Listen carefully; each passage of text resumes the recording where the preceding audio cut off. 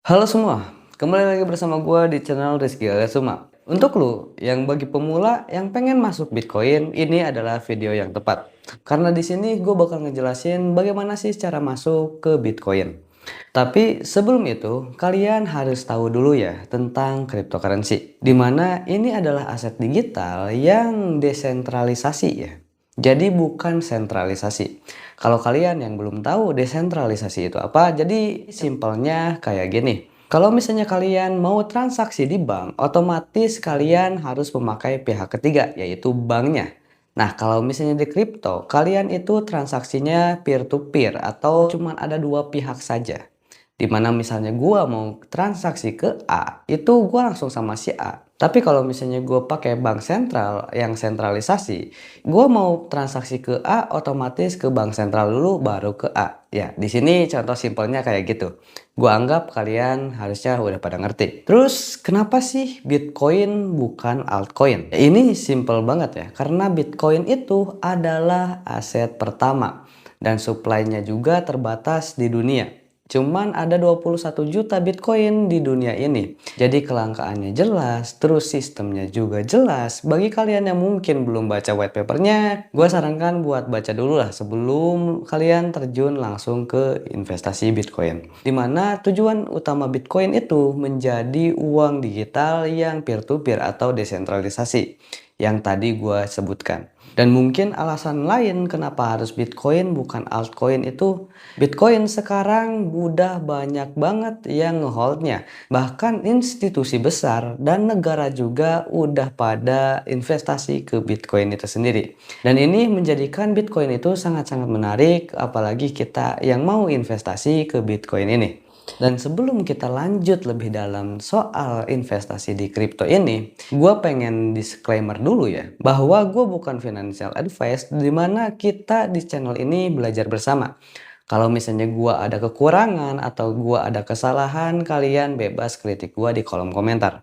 Step pertama yang kalian harus lakukan sebelum mau masuk ke dunia kripto ini, kalian harus cari exchange yang tepat. Ya, maksud exchange yang tepat itu yang dimana exchange-nya itu udah legal dan udah berizin di negara. Seperti ya kayak Indodax, Nanovest, atau toko kripto, Pintu, dan lain-lain gitu. Karena di step pertama ini sangat-sangat penting dan jangan sampai kalian itu terjerumus ke investasi yang bodong. Dimana itu sangat-sangat beresiko atau berbahaya dan itu bisa aja penipuan ya. Jadi ini sangat-sangat penting untuk kalian memilih exchange yang benar-benar bagus atau terpercaya ya. Dan ini menjadi langkah awal kalau kalian pengen masuk ke dunia investasi cryptocurrency. Setelah itu, ketika kalian udah mencari exchange yang tepat, step yang kedua yaitu mulai dari modal yang kecil. Nah, di sini apalagi untuk pemula, gua sarankan kalian itu jangan langsung all in dulu, tetapi testing dulu dengan modal kalian yang minim. Entah itu mungkin 100.000, entah itu mungkin 50.000, atau enggak 10.000 juga sekarang sudah bisa ya.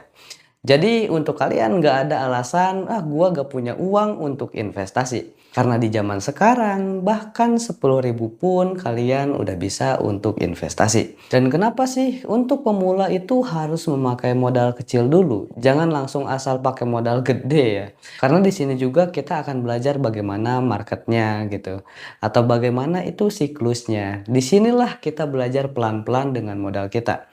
Kalau misalnya kita langsung memakai modal yang gede, ketika market crash kita bakal langsung panik, terus kita bakal cut loss, alhasil kita tidak akan percaya gitu dengan Bitcoin ya.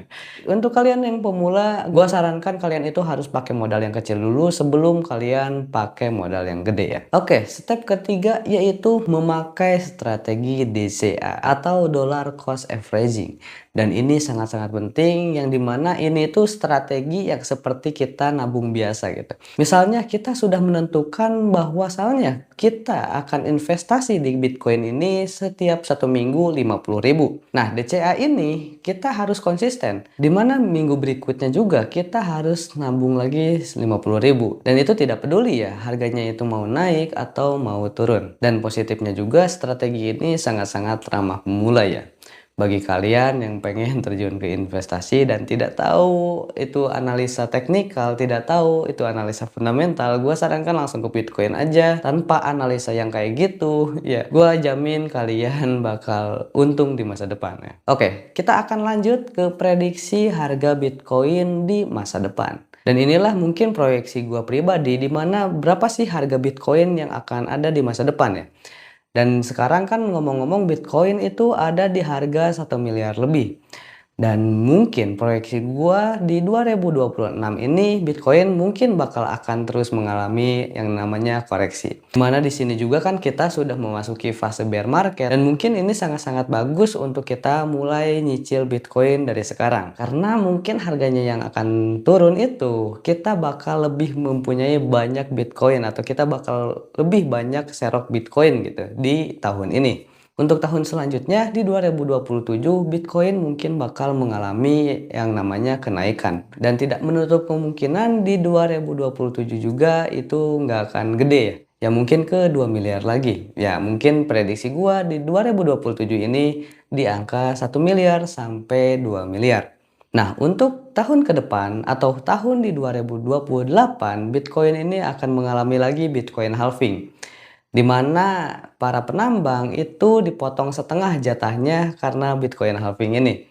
Jadi kelangkaannya juga bakal makin langka, Bitcoinnya bakal terus naik ya. Tetapi kita juga harus ingat ya, di mana market crypto itu sangat volatil, kadang-kadang kita naik, kadang-kadang kita turunnya juga bakal lebih gede ya.